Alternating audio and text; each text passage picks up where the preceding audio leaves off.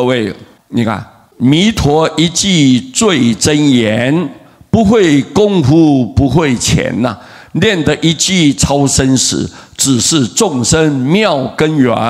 阿弥陀佛这一句名号是最真言呐，就是好像佛的心法，佛里面要度化众生的浓缩，把它集中就这么一句话，叫南无阿弥陀佛。所以弥陀一句是最真实的，让众生有依靠，众生可以解脱的这么一句话，叫阿弥陀佛。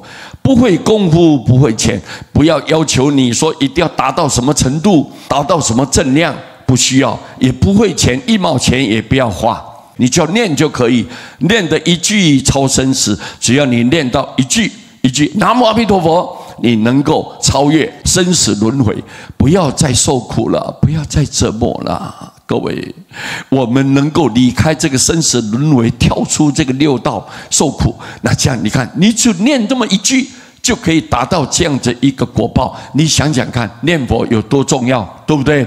只是众生妙根源，这一句佛号就是我们众生最微妙的、最根本的来源。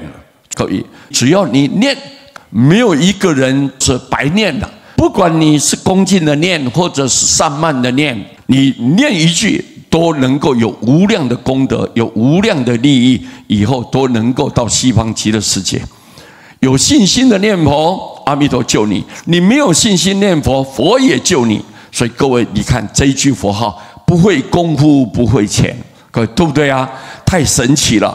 就是阿弥陀佛对我们众生的关怀，就是透过这句话，让我们众生能够跳脱生死，离开6道轮回。就这一句佛号，今天将这一句话送给大家：南无阿弥陀佛。